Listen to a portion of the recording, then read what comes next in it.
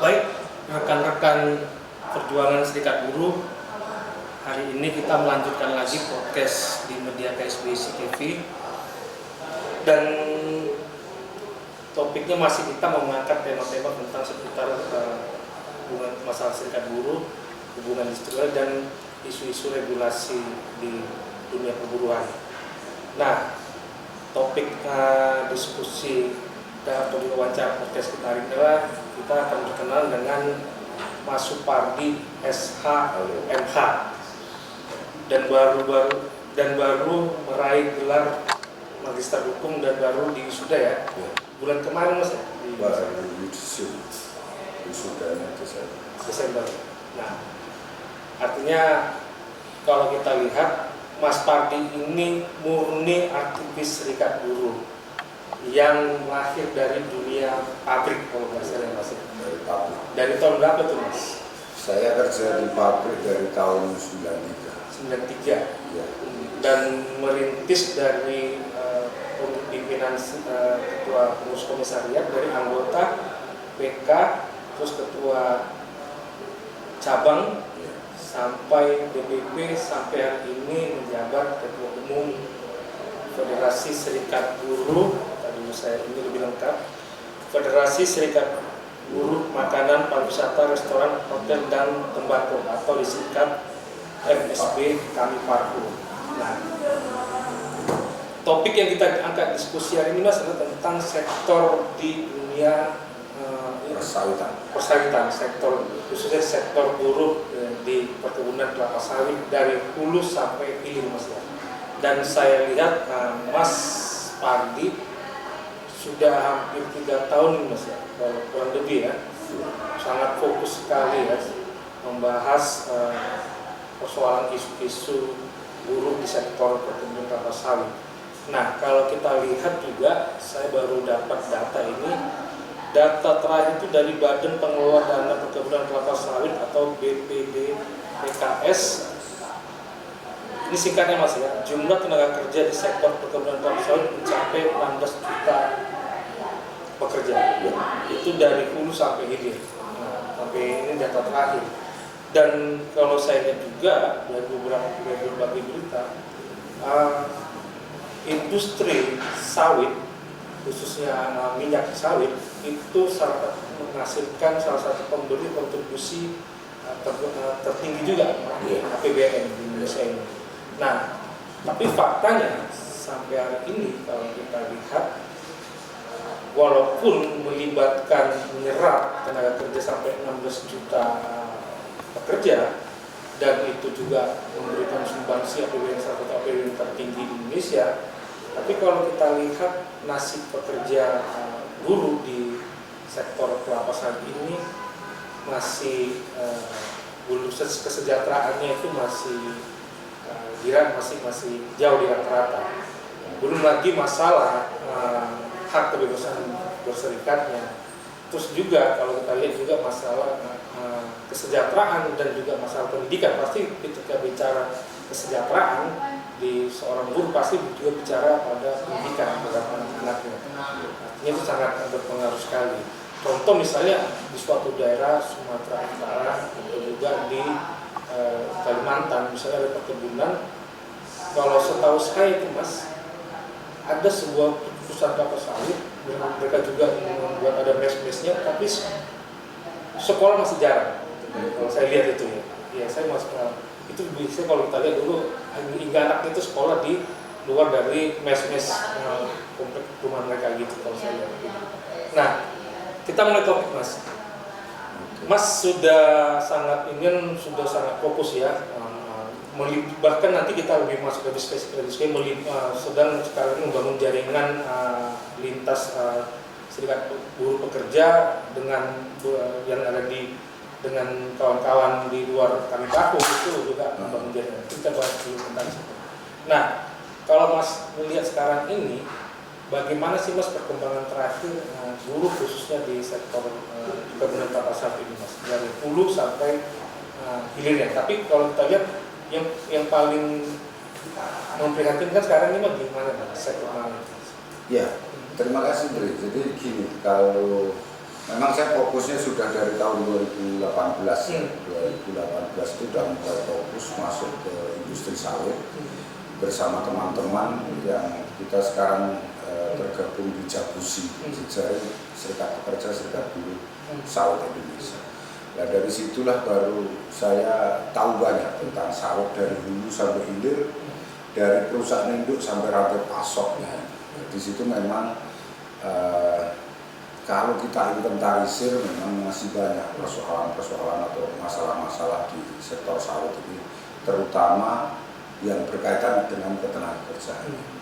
Jadi kalau bisa diidentifikasi masalah-masalah itu salah satunya adalah hari kerja. Hari kerja itu kalau untuk di kebun itu, untuk pemanen, untuk pemupuk itu masih di bawah 21 hari. Jadi secara otomatis upahnya pasti di bawah upah minimum setempat. Yang kedua terkait dengan K3. K3 ini masih di beberapa perusahaan yang memang tanda kutip masih nakal-nakal ini, K3-nya belum terpenuhi. Jadi kayak APD-nya yang nggak disediakan oleh perusahaan, harus beli sendiri, itu kan biaya juga. Itu terkait dengan K3. Lalu ketiga, jaminan sosial. Jaminan sosial di kebun sawit, khususnya di kebun ya, yang banyak pelanggaran itu masih di sekitaran kebun sawit. Ini baru diikut sertakan 2 program rata-rata. Jadi hanya kematian sama kecelakaan kerja. Itu pun yang sudah statusnya KHT, karyawan harian tetap. Kalau yang tadi kayak yang masih harian lepas, hari kerjanya masih di bawah 21 hari ini, mereka belum ikut sama sekali. Termasuk jaminan sosial tentang kesehatan, jaminan kesehatan mereka nggak ikut. Mereka masih ikut dalam jaminan kesehatan yang diberikan program pemerintah KIS, Kartu Indonesia Sehat. Jadi perusahaan nggak mengcover itu. Makanya banyak sekali kejadian-kejadian yang akhirnya saat terjadi kecelakaan kerja, mereka bingung harus kemana. Itu yang ketiga. Lalu yang keempat, pelanggaran yang masih kita lihat di kebun sawit ini terkait dengan Undang-Undang Ketenagakerjaan itu belum sepenuhnya terimplementasi dengan baik. Nah, di sini saya bisa bilang bahwa ini peran pemerintah, khususnya pengawasan memang belum maksimal. Mereka selalu beralasan bahwa kalau mereka mau terjun ke perbatasan Malaysia sana, Kalimantan Barat itu biaya tinggi, personel kurang, makanya lemah sekali pengawasan ketenagakerjaan. Terus yang kelima, ini kalau saya lihat di samping ini mengenai skill tenaga kerjanya juga harus di-upgrade oleh pengusaha. Karena apa? Rata-rata kalau yang di perkebunan sana, jauh-jauh wilayahnya itu SDM-nya relatif rendah. Hanya tamat SD. Ya, tamatan SD, bahkan banyak yang nggak sekolah, untuk pemanen, yang tukang egrek itu, pemupuk itu nggak banyak yang nggak sekolah. Inilah yang membuat industri sawit khususnya di perkebunan ya masih manual banget, harus di-upgrade juga. Makanya kita selalu memetakan masalah-masalah yang ada bersama dengan GAPGI. Karena partner kita sekarang ini GAPGI, Gabungan Pengusaha Kelapa Sawit Indonesia. Kita mapping dulu masalah-masalah di persawitan di Indonesia ini apa sih yang harus di-upgrade gitu. Itu makanya kita intent di situ dulu dengan mitra kita, pengusaha sawit. Perlu saya sampaikan juga bahwa nggak semua pengusaha sawit itu nakal, tapi kalau dari hasil pengalaman saya, justru yang nakal-nakal ini perusahaan-perusahaan lokal yang kecil-kecil. Kalau yang perusahaan besar-besar relatif taat terhadap aturan. Sudah mengikuti standar. Sudah mengikuti aturan yang ada di Indonesia dengan perusahaan-perusahaan besar. Ya, yang menjadi PR kita memang rantai pasok. Ini hampir nggak terjamah. Rantai pasok ini sawit ini kan banyak banget rantai pasoknya. Kayak contohnya yang ngangkut CPO-nya, itu kan pasti dia pihak ketiga. lalu terkait yang terkadang kayak pemupuk atau perawatan itu juga pakai pihak ketiga. Ini yang nggak tersentuh oleh kita. Karena mereka satu memang mereka takut berserikat. Kedua memang tidak nyampe nalar mereka untuk apa sih untungnya masuk serikat. Sementara yang penting mereka kerja, dapat duit. Jadi itu ya penyadaran itu yang saya rasa perlu kita tingkatkan. Oke. Nah, selama ini kan Mas dengan ini kan aktif di Jakbusi dan bermitra dengan GAPKI. Nah, beberapa kampanye dari masalah keselamatan kesehatan kerja atau juga hak normatifnya seperti jaminan sosialnya, terus juga upah dan lainnya, itu kan sudah sering dilakukan dalam proses dialog. Nah, tadi Mas bilang juga GAPKI ini kan adalah gabungan pengusaha kelapa sawit Indonesia, yang artinya di bawah itu ada perusahaan-perusahaan. Itu yang kalau ditambah itu perusahaan multinasional. Ya, jadi memang ada satu kelemahan yang saya lihat bahwa masing-masing pihak ya, baik kami di Jakbusi maupun di GAPKI. Kalau di Jakbusi nggak semua perusahaan-perusahaan sawit, teman-teman kita yang kerja di sawit itu menjadi anggota serikat buruh, otomatis tidak menjadi anggota Jakbusi. Begitu juga di sektor pengusahanya, di pengusahanya ini nggak semua perusahaan menjadi anggota GAPKI. Ini yang jadi masalah. Nah, yang saya lihat bahwa kalau di situ sudah ada serikat anggota Jakbusi, lalu perusahaan itu anggota GAPKI, itu akan lebih mudah. Lebih mudah. Ya, tapi bagaimana di matching. Kalau ada masalah-masalah di tingkat grassroots nggak selesai, kami bisa diskusikan tingkat nasional. Contoh best practice atau praktek-praktek baik yang kami lakukan, khususnya kami Parbo, kami selalu menjalin komunikasi baik, dialog sosial dengan baik dengan beberapa perusahaan yang cukup besar di Indonesia untuk sektor sawit ini. Kami mencoba mengurai masalah itu di tingkat pusat. Kalau persoalan itu muncul di tingkat bawah nggak selesai, mereka selalu laporkan ke kita. Kita mencoba turun bareng-bareng antara kami Parbo dengan pengusahanya, ayo turun ke grassroots, kita urai di sana. Nah, itu efektif. Dan itu bisa terselesaikan dan bisa terselesaikan dengan baik, karena saat kita ngumpul di wilayah itu, kalau contoh kami yang kemarin baru datang kan, baru kunjungan kan ke Kalbar, lalu ke Dumai, lalu ke Palembang. Jadi masalah-masalah yang nggak selesai di sana kami turun, nggak hitungan jam itu bisa selesai. Bagaimana kalau yang di luar perusahaan yang di luar anggota GAPKI, tapi ketika situ ada juga anggota Jakbusi? Ini kan jadi persoalan yang sangat susah dikelirkan. Makanya gini, kemarin kita di Bogor 3 hari itu, kita mencoba mencari formula yang baik untuk penyelesaian kasus di sektor sawit ini melalui Jakbusi. Contohnya gini, kita inventaris masalah-masalah yang nggak terselesaikan oleh federasi. Kan di situ anggota serikat, tapi nggak anggota GAPKI. Nggak terselesaikan di tingkat federasi, kita coba inventarisir, kita coba audien dengan pengawas ketenagakerjaan, menakernya, Kemenaker, pengawas Kemenaker, dan kita coba audien ke GAPKI. Karena GAPKI ini bisa sedikit memberikan informasi, perusahaan A itu anggota GAPKI enggak, kalau enggak, coba ada kontak person enggak yang bisa kita hubungi. Karena di sana ada kejadian seperti itu.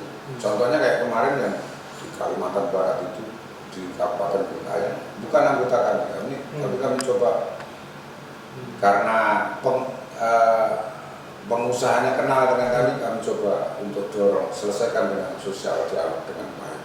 Itu bisa. Jadi banyak sekali hal yang bisa kita lakukan, lalu dari persoalan-persoalan yang kita inventarisir itu bisa kami urai di tingkat pusat melalui namanya sekarang Jaga Sawitan. Itu forum antara Jakbusi dengan GAPKI. Jaga Sawitan itu, jadi nanti kita mengerucutnya di Jaga Sawitan, bahwa anggota Jaga Sawitan itu antara GAPKI dengan Jakbusi. Jadi persoalan kita tarik ke situ. Apa langkah yang bisa kita ambil? Apakah kita harus karena dalam waktu dekat kita akan audien ke pengawas, terus ke lembaga-lembaga terkait, kayak ke Kementerian Marves, karena di situ sawit ini kan cukup besar, ekspor ke Eropa itu besar sekali, makanya pemerintah juga harus ada perhatian lebih di situ. Coba makanya saya terutama yang baru selalu kalau ke daerah mencoba menggandeng BPJS Ketenagakerjaan, BPJS Kesehatan sama Dinas Tenaga Kerja setempat. Ayo kita turun Pak. Kita lihat ada apa di sana, ada masalah apa di sana. Itu efektif. Artinya yang dilakukan selama ini kan inisiatif posisinya dari Jabusi dan Gaki. Ya. Kalau tidak ada didorong atau dirangkul berarti tidak. Ya, jadi gini. Pasti ini sorry mas. Nah, misalkan ini kan sangat dari Jakarta sangat jauh sekali mas antara provinsi ke daerah-daerah itu. Ya. Nah, pengawas tenaga kerja itu kan tidak berfungsi ya kalau kita lihat untuk mengawasi misalnya karena adanya di provinsi. Di provinsi. Nah, apa sih yang harus dilakukan mas? Karena ini kan masih banyak kasus-kasus pelanggaran yang seperti mas Nadia perusahaan-perusahaan lokal itu. Apa sih harus dilakukan untuk mendorong pemerintah supaya lebih care, lebih peduli, lebih memperhatikan itu? Ya, makanya yang harus dilakukan kalau kami baik di Jabusi maupun atas nama federasi kami selalu teriak bahwa pengawas bahwa di sana masih banyak masalah. Coba turun ke lapangan, jangan hanya duduk-duduk di meja terima laporan dari kabupaten kota, provinsi pun harus turun. Gak ada lagi alasan sekarang kurang personil, biaya operasional tinggi. Kami sehingga dulu bisa. Ini yang harus dilakukan oleh pemerintah. Jadi kalau pengusahanya yang tadi tanda kutip beberapa perusahaan yang memang sudah aware, sudah care dengan serikat buruh, mereka mau. Ayo turun bareng-bareng. Dinas BPJS Ketenagakerjaan mereka sudah mau turun bareng-bareng. Tinggal pemerintah ini memang masih sulit dengan alasan pengawasan dari provinsi. Lalu kalau harus contoh dari Pontianak harus ke Landak sana harus 6-7 jam, itu kan biaya tinggi. Tapi saya rasa kalau niatnya ada pasti bisa. Karena itu bagian tanggung jawab pemerintah. Iya, tanggung jawab pemerintah. Banyak, jadi banyak pelanggaran yang pemerintah seolah tutup mata. Ya, itu alasannya selalu klasik, nggak di forum daerah maupun nasional, kami personelnya kurang, selalu. Misalnya begini mas, Jabusi itu kan sudah sangat intens ya, sangat fokus mengawal isu-isu soal perburuan kesejahteraan di sektor kelapa sawit. Nah, apabila misalnya Jabusi ini kan gabungan dari beberapa lintas serikat buruh juga berhadapan dengan beberapa pengusaha yang memang di luar anggota GAPKI atau pengusaha lokal, tapi mereka itu membandel di dalam perusahaannya itu banyak perusahaan tidak menjalankan hak normatif buruh, tidak menjalankan jaminan sosial dan lain-lainnya. Nah, pasti kita dalam perusahaan mas juga sering mengalami banyak perusahaan atau perusahaan nakal atau oknum perusahaan yang hitam dan nakal ini yang selalu membangga karena dia merasa punya power. Ada tidak sih mas dikampanyekan jaringan Jabusi ini ke internasional seperti apa supaya itu mendapatkan sanksi dari ya seperti Uni Eropa atau yang lainnya gitu? Iya, jadi saya rasa gini, perjalanan Jabusi sudah cukup lumayan panjang, 4 tahun, dan praktek-praktek baik maupun pelanggaran yang ditemukan oleh Jabusi itu selalu dikampanyekan oleh ILO. Dan praktek-praktek baik itu menjadi salah satu isu kampanye ILO. Selalu ditulis dalam websitenya ILO Jakarta itu bahwa ini loh. Dan itu yang disampaikan ke JNL. Iya, itu pasti dibaca oleh seluruh anggota ILO, sekitar dibaca. Jadi saya selalu mengikuti berita-berita yang dibuat oleh ILO tentang praktek baik, tentang pelanggaran itu lumayan bagus. Kampanye untuk menggaungkan bahwa Indonesia memang sawit salah satu komoditas ekspor tertinggi bahkan sekarang. Karena nanti dengan just transisi ini mungkin batu bara udah agak berkurang, akhirnya sawit yang menjadi ekspor anggaran. Tapi tolong perhatikan dulu, masih banyak loh pelanggaran di sono, di kebun-kebun sawit sana.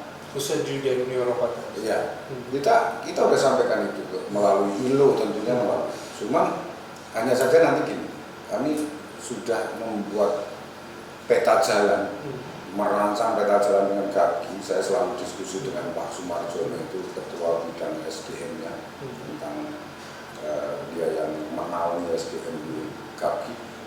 Ayo kita merumuskan peta-peta jalan untuk perbaikan kondisi sawit. Contohnya, di satu perusahaan ada mes, banyak karyawannya ribuan. Di situ sudah ada tempat menyusui kah, penitipan anak kah, lalu emaknya kerja lagi mupuk atau lagi perawatan.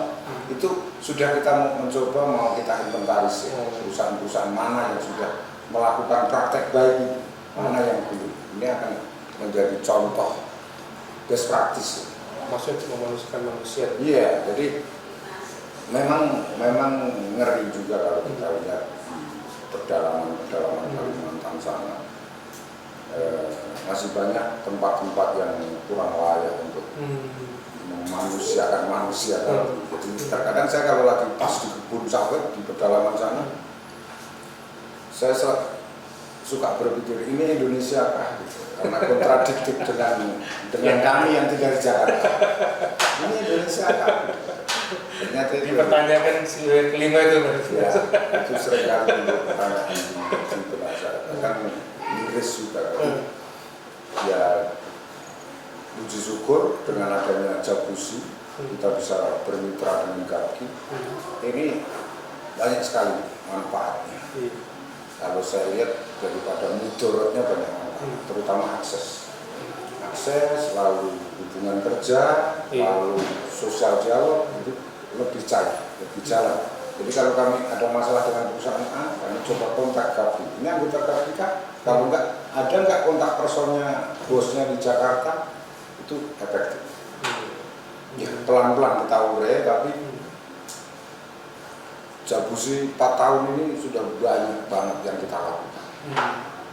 Kira-kira kapan Mas langkah konkretnya, format yang seperti Mas tadi yang untuk memperjuangkan hak memanusiakan manusia? Ya, karena kami nanti Oktober rencana mau ke Medan, jadi jaga sawitan di situ karena forumnya Jabusi dengan kami. Itulah kita akan mencari salah satunya kita mematangkan metode advokasi khususnya di sektor sawit, advokasi secara bersama-sama. Kita bentuk tim di situ, salah satunya ada saya, nanti kita mapping wilayah ini, lalu mapping masalah, lalu langkah strategis apa yang bisa kita lakukan untuk mengefisienkan persoalan cepat selesai lah itu nanti bulan Oktober kita di Medan, forumnya forum jaga sawitan. Jadi Jabusi dengan baik akan membuat peta jalan ke arah sana. Kalau nggak salah 5 tahun lalu itu kan Mas salah satu negara-negara Eropa ya, yang di Uni Eropa itu kan salah satu mengecam industri sawit Indonesia itu kan satu masalah lingkungan, yang kedua masalah buruh anak gitu. Nah, apakah Mas ini sekarang sangat sering ya saya lihat pantau di sosial itu mengunjungi anggota-anggota di Kalimantan, di Sumatera dan apakah praktik perbudakan anak di sektor kelapa sawit itu masih marak Mas? Karena ini kan jarang terdoa, karena ini kan pekerja sawit seperti di pekerja garmen, otomotif yang ada di perkotaan Mas. Ini kan apalagi orang industri yang bekerja industri di otomotif atau perhotelan, makanan, nah itu kan rata-rata orang yang sudah mungkin kemampuan intelektual sudah lebih maju dibandingkan yang di sawit yang sangat pedalaman. Apakah praktek perbudakan anak itu masih marak Mas? Oke, sebelum saya ngomong tentang praktek perbudakan anak di sektor sawit, tadi pertanyaan pertama terkait dengan sawit ini, kampanye internasional adalah merusak lingkungan. Kita akui itu. Bahkan saya pernah ke forum IMF di Bali. Saya waktu itu hanya satu-satunya serikat yang ada di forum itu, lainnya NGO tentang lingkungan. Mereka selalu bilang bahwa 6 juta lebih bahwa sawit ini, antara satu pohon sawit ini satu hari bisa menghisap air itu 11 sampai 25 liter per pohon. Dan itu setelah ditanam sawit nggak bisa ditanam apa-apa. Dalam hal itu kami setuju. Iya. Memang sawit sangat kuat nyedot air dan merusak tekstur tanah. Tapi di sisi lain saya sampaikan bahwa di situ waktu itu ada moderatornya Pak Muldoko. Saya sampaikan bahwa teman-teman NGO nggak punya anggota yang kerja di sektor sawit. Yang punya anggota adalah kami, Serikat Buruh. Kalau sawit ditutup dengan dalih merusak lingkungan, lalu anggota kami yang 16 juta lebih itu mau kemana? Cari solusinya, kalau udah ketemu solusinya kami setuju. Karena habis itu kami ketemu Pak Luhut bin Sarpanjaitan, intinya itu hanya persaingan dagang aja. Kalau Uni Eropa itu kan nggak punya lahan untuk menanam sawit. Kalau mereka hanya mengandalkan bunga matahari. Sementara bunga matahari berapa pohon, satu tandan sawit selesai kan? Itu persaingan dagang aja kan. Lalu yang kedua terkait dengan masih adakah sistem perbudakan sawit atau buruh anak di sawit? Ini teman-teman NGO juga seringkali memblow up. Mereka selalu datang diam-diam di kebun, moto anak kecil lagi mungut berondong kah? Iya. Itu dijadikan bahan kampanye mereka untuk menekan perusahaan. Jadi kalau saya bilang, karena saya sering sekali ke tempat-tempat base campnya pemanen sawit itu, saya katakan sudah tidak, sebenarnya nggak ada. Jadi kalau ada anak kecil yang bekerja mungut berundulan kah, itu hanya sekedar membantu orang tuanya karena waktu kosong setelah sekolah. Jadi gini, setelah dia sekolah, dia main-mainnya memang lokasinya di kebun itu, ya iseng-iseng ikut mamanya mengutin beronggolan itu, tanpa disuruh sih kayaknya, karena mereka sambil main-main. Jadi itulah isu-isu itu yang selalu dikampanyekan oleh teman-teman NGO. Di sektor sawit ini ada perbudakan anak, ada mempekerjakan puluhan. Sebenarnya kalau saya lihat, saya belum pernah lihat benar-benar di situ mempekerjakan anak untuk bekerja, anak usia sekolah untuk bekerja. Tapi kalau setelah pulang sekolah main-main di situ, memunguti berundulan, ya saya pernah ketemu itu dan saya melihat, saya tanya, kamu sekolah nggak? Sekolah. Udah pulang? Udah. Terus kamu ngapain ikut mungut berundulan? Ya ikut main-main aja sama mama. Jadi itu sih yang saya temukan. Berarti ini clear sebuah klarifikasi, Mas ya. Artinya masalah perbudakan itu sudah diklarifikasi. Berarti selama ini persoalan masih masalah hak sejahtera upah dan hak-hak jaminan sosial itu ini. Dan juga jaminan K3-nya ini belum terlalu diperhatikan ya. Kalau saya yang perlu saya garis besar bahwa pelanggaran itu masih terjadi terkait dengan jaminan sosial, hari kerja, karena dengan hari kerja di bawah 21 hari hari kerjanya, ada yang 8 hari, ada yang 12 hari, otomatis upah mereka dihitung harian nggak mencapai upah minimum wilayah tersebut. Lalu yang paling penting di situ adalah ada banyak sekarang di perbatasan Malaysia sana banyak kasus sengketa lahan, plasma, dan perusahaan juga tadi yang saya sampaikan beberapa perusahaan sudah terbuka dengan kita karena mereka sudah percaya, sudah ada trust dengan kita bahwa Serikat Buruh ini bisa diajak bermitra. Mereka sampaikan bahwa banyak masalah Mas di kami overlapping karyawan. Nah ini untuk mengurangi pasti harus timbul masalah. Overlapping karyawan ini disebabkan bukan karena rekrutmen sekarang, tapi rekrutmen dulu saat buka lahan. Jadi saat buka lahan itu yang petani-petani plasma itu siapapun yang punya lahan, oke, disewa oleh perusahaan selama 20 tahun. Otomatis mereka kerja di situ.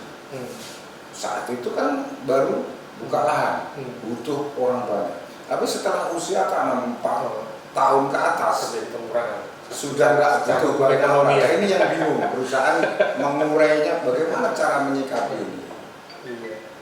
Oke. Karena mereka udah jadi karyawan kami, nggak bisa semena-mena kami putus hubungan kerja. Ini yang terkadang kami dengan pihak pengusaha yang sudah aware terhadap kita mencoba mencari solusi yang terbaik bagaimana itu seringkali kita diskusi. Nah, ini ada beberapa poin lagi, Mas. Sering kita mendengar entahkah itu hanya sebuah hoax atau isu atau fakta tentang masalah investor-investor dari kelapa sawit ya, perkebunan dari Cina, dari khususnya di Singapura, Malaysia. Karena kita sering mendengar banyak investor-investor dari Singapura, Cina mungkin enggak, saya tidak tahu juga ya. Tapi kalau sering Kalau itu Cina aja, paling Malaysia, India. Ya. Sering investor itu datang ke Indonesia membuat perkebunan kelapa sawit, tapi fakta di lapangan justru mereka ini banyak yang saya dapati. Tapi ini memang apakah itu hoax atau benar faktanya? Banyak pekerjaannya itu justru jauh dari standar. Tereksploitasi. Iya, itu tereksploitasi. Nah, bisa nggak Mas meluruskan apakah info ini benar, karena Mas sering berkomunikasi dengan rekan-rekan dari Gaki, isu ini benar atau enggak sih, fakta sesuai fakta di lapangan?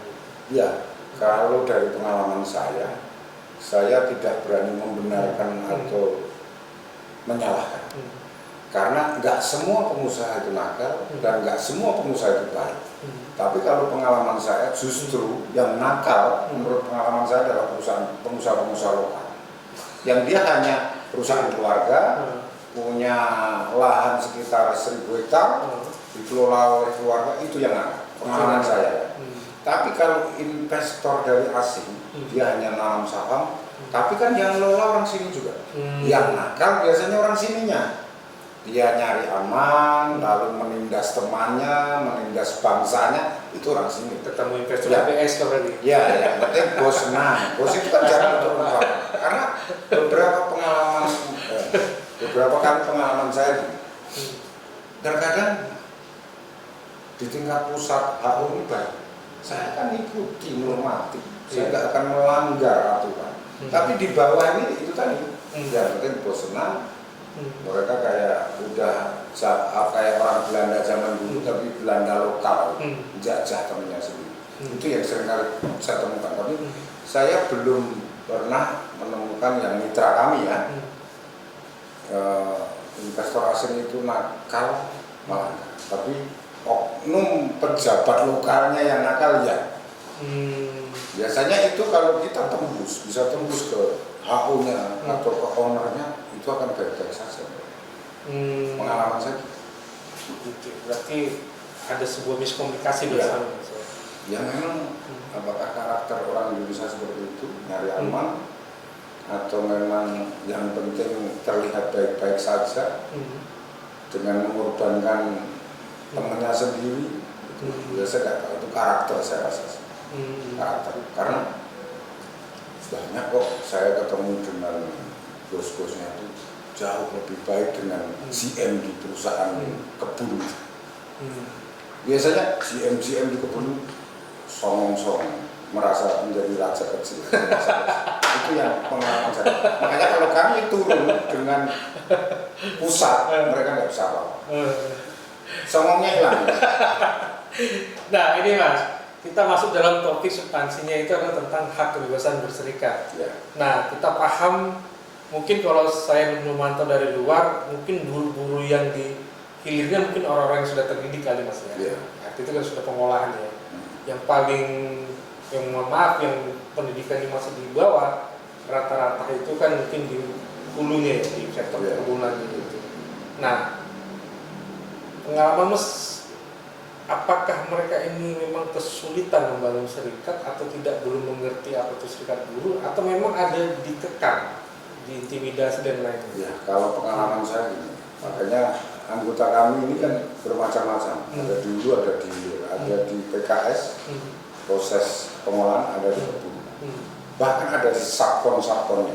Sabkonnya itu kayak yang membuat yang karmelnya, lalu yang membuat biodieselnya, itu kan banyak. Memang yang banyak masalah terkait kebebasan berserikat yang di kebun. Satu, apa yang Andre tadi sampaikan bahwa memang benar SDM-nya rendah. Mereka nggak paham tentang serikat. Karena kendalanya salah satunya adalah dia pegang ini tapi nggak punya akses internet kalau di kebun itu. Jadi pengalaman saya kalau saya di kebun itu dulu waktu kami selalu melakukan pelatihan Zoom, mereka untuk mencari sinyal internet harus berjalan, ada yang 4 jam, 3 jam. Itu hanya sekedar di kota, kecamatan yang ada Indomaret, dia numpang WiFi di situ. Itu salah satu kendalanya memang SDM rendah. Kedua memang ya tadi yang masih mengekang kebebasan berserikat adalah perusahaan-perusahaan yang lokal. Pengalaman saya yang lokal-lokal ini mereka masih anti serikat. Tapi perlu saya sampaikan, kami punya praktek baik. Contohnya kami baru punya MOU dengan salah satu perusahaan di tingkat nasional dan itu linear ke bawah. Salah satu poinnya adalah bahwa setiap kami baru masuk di perusahaan itu tidak ada lagi penghalangan tentang berserikat. Jadi satu poinnya adalah tidak ada penghalangan berserikat. Kedua adalah PP menjadi PKB. Ketiga adalah K3 terpenuhi dan jaminan sosial. Dan itu linear ke bawah dan itu efektif. Itu salah satu praktek baik. Makanya tadi saya sampaikan kalau yang nakal itu perusahaan lokal. Pengalaman saya. Ya ada juga yang perusahaan multinasional nakal. Itu biasanya dilakukan oleh oknum wilayah, oknum penguasa wilayah, contohnya GM regional. Itu yang nakal itu biasanya gitu.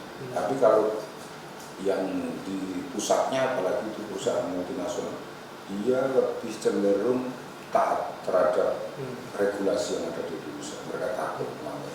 Artinya menurut Mas, sebenarnya di tatanan atas ini sudah patuh dengan regulasinya, Mas. Yang di bawah ini yang merasa kayak centeng-centeng, yang merasa Iya, yang di bawah sama yang perusahaan lokal, adanya hanya di satu wilayah itu, kan banyak perusahaan-perusahaan. Kami punya kasus di Kabupaten Manda ini, karena berserikat anggota kami sekitar 37 orang di PHK. Kasusnya sekarang sudah sampai Mahkamah Agung. Dan itu perusahaan lokal. Lokal, perusahaan keluarga, rata-rata itu yang jadi tidak bisa kita generalisasikan bahwa ini harus bisa dipilah, maksudnya. Dan pengalaman saya lebih sulit menyelesaikan kasus dengan perusahaan lokal dibanding perusahaan yang multinasional. Termasuk dalam masalah lebih praktiknya juga? Iya. Kalau perusahaan lokal itu kita mau ketemu GM aja setengah mati. Mereka, teman-teman cabang maupun PK, mau ketemu HRD-nya aja setengah mati. Karena jarak tempuhnya jauh, terus alasannya macam-macam. Tapi kalau multinasional, kantor pusatnya ada di Jakarta, lebih mudah kita tekan aja kantor pusat. Di sana ada masalah di perusahaan, ayo kita ketemu. Kalau enggak mereka akan demo. Cepat itu. Gitu. Jadi kebebasan berserikat kalau untuk perusahaan-perusahaan yang sudah mereka notabene ekspor pasti takut untuk melanggar itu. Karena mereka ada standarisasi RSP untuk bisa ekspor. Apa sudah ada niatan, Mas, untuk melaporkan mendata perusahaan-perusahaan lokal yang nakal ini ke pemerintah atau ke DPR bahwa ini loh, karena itu kan berarti dari ekspor juga loh. Sementara perusahaan multinasional juga yang memang juga ekspor juga patuh dengan sebuah peraturan. Ini kan ya apa bedanya sih, sama-sama ekspor juga. Belum ada niatan atau kedepannya segera untuk mendata perusahaan-perusahaan nakal ini. Mereka ini ya mencari keuntungan dari ekspor sawit, tapi mengeksploitasi. Tenaga kerja itu. Kalau saya boleh jujur, saya sebenarnya agak apatis lapor ke dinas tenaga kerja karena responnya lambat. Terkadang antara Disnaker, kabupaten kota, provinsi sama Kemnakernya aja nggak sinkron. Jadi ada masalah di daerah kita laporkan di pengawasan Kemnaker, mereka juga nggak tegas juga. Jadi kalau mengenai pendataan perusahaan-perusahaan, itulah salah satu PR kita dengan GAPKI. Memang kita kekurangan SDM ya, karena GAPKI yang belum linear sampai ke bawah. Jadi kalau Jabusi ini kan membentuk Jabusi di tingkat provinsi. GAPKI pun membentuk ada GAPKI di tingkat provinsi. Jabusi tingkat provinsi mau ketemu GAPKI tingkat provinsi mereka masih susah. Ada beberapa wilayah yang sudah melakukan pertemuan intens. Contohnya Pekanbaru sama Kalbar itu udah ada pertemuan diskusi dengan GAPI di tingkat provinsi. Wilayah lain mereka masih cair, masih egosentris.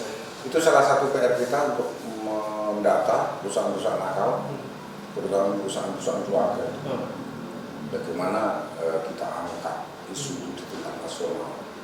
Ya, karena GAPI pun merasa malu kalau sektor sawit ini jadi bahan dibombardir, banyak pelanggaran, terus banyak eksploitasi anak, lalu kesejahteraannya masih rendah. Ini yang membuat GAPI juga merasa ayo kita benar bareng-bareng. Makanya mereka oke, kita bergandengan tangan antara Jabusi dengan GAPI.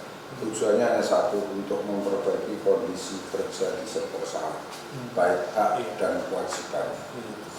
Poin-poin terakhir Mas, apakah tahun ini khususnya di sektor buruh, di anggota Mas di sektor kami Parku yang ada di perkabungan sawit Mas, jumlah PKB-nya bertambah atau masih stuck? Ini 2 tahun ini kan sudah bergabung mitra dengan GAPI 2 tahun semenjak kita di Jabusi ini kita nambah PKB 6 di sektor sawit, jadi luar biasa. Tahun ini? Iya, karena kita bareng-bareng dengan pengusahanya, ayo turun bareng, yang masih PP jadi PKB, itu 2 wilayah dan clear. Jadi sudah sangat bagus kenaikan PKB di sektor sawit, khususnya Kabupaten.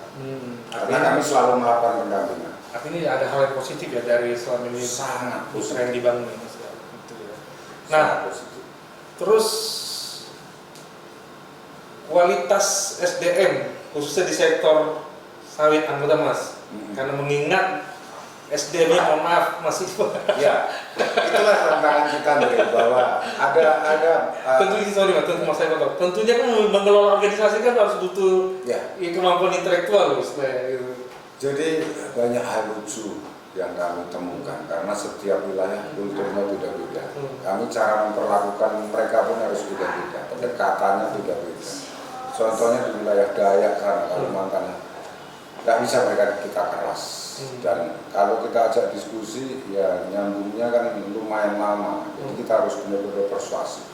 Makanya kita selalu intens melakukan pelatihan itu, kita pendekatan dari secara humanis dari hati, bahwa karena lucu, ada perusahaan mau melakukan PKB, ngajak PKB, karyawannya nggak mau, alasannya nanti kalau ada PKB kerja kita jadi disiplin dong. Itu lucunya di situ. Jadi itulah perlu penyadaran bareng-bareng, pengusahanya sadarkan dong, stop. Aku tak sadarkan anggota. Itu yang kami lakukan, memang benar-benar setiap wilayah kulturnya beda-beda. Pendekatannya harus beda-beda, tapi kami nggak lelah untuk melakukan itu, untuk memberikan pemahaman edukasi terkait pentingnya PKB. Saya selalu sampaikan bahwa PKB itu roh kalian di perusahaan. Itulah kitab suci kalian. Kalau udah ada PKB, kewajiban semua sudah diatur, minim konflik. Nah ini Mas, saya minta catatan refleksi Mas yang kemudian terakhir ini Mas. Perubahan ini kalau saya lihat diskusi dari podcast diskusi kita ini adalah yang di luar pemerintah justru yang diperbolehkan. Kalau saya lihat iya. Setuju atau enggak ini Mas? Sangat setuju. Seharusnya pemerintah yang harus hadir sebenarnya, bukan absen, tapi harus hadir untuk melakukan perubahan dan perbaikan. Apa sih catatan kritis Mas untuk pemerintah terkait masalah buruh di sektor kelapa sawit ini Mas? Makanya saya di forum-forum nasional selalu teriak terhadap pemerintah, khususnya Kemenaker. Kalian dulu lihat realita. Jangan hanya berretorika di Jakarta. Di sana masih banyak yang membutuhkan pendidikan, pemahaman terkait dengan isu berbeda. Mereka hanya banyak yang sekedar hanya yang penting hidup. Padahal mereka buruh, tapi nggak tahu buruh itu sejatinya apa sih? Hak-haknya apa? Dilindungi oleh apa? Itu yang mereka nggak tahu. Saya setuju kalau kita yang intens memperbaiki kondisi kerja di sektor sawit. Sementara kalau saya lihat pemerintahnya masih santai-santai saja. masih santai-santai saja, masih yang perusahaan-perusahaan besar yang diurusi yang di kota-kota. Sementara kalau mau perbatasan Malaysia dari Aruk, Jabudebak, Etikong kan, coba sering-sering ke sana, lihat realita. Biar pemerintah juga di samping melihat hatinya bergerak untuk memperbaiki, biar nggak selalu sawit ini dijadikan isu negatif, kampanye negatif di tingkat internasional. Perbaiki bareng-bareng. Kami Serikat Buruh bersama Gapi sudah siap. Tinggal pemerintahnya, ayo siap. Gitu. Seharusnya itu yang dalam tripartit. Mestinya pemerintah yang ngajak kami. Konsep tripartit itu yang harus dijalankan dalam untuk merubah situasi kesejahteraan buruh. Ini Serikat Buruhnya siap, 10 federasi dari 4 konfederasi, 5 konfederasi sekarang. Asosiasi pengusaha sawitnya siap, pemerintahnya yang baik. Sebenarnya masih banyak yang ingin saya tanya dari Mas Fardi, namun berhubung waktu memang sudah terbatas, mungkin di lain waktu kita bisa diskusi lagi tentang buruh di sektor kelapa sawit. Saya ucapkan terima kasih untuk Mas Fardi yang telah banyak memberikan kontribusi di dunia serikat buruh dan juga di sektor kelapa sawit. Yang saya kenal Mas Fardi ini adalah orangnya selengean, rambutnya gondrong, tapi kalau bicara intelektual dunia perburuan jangan diremehkan. Terima kasih. Hidup buruh. Terima kasih. Oke Mas, terima kasih.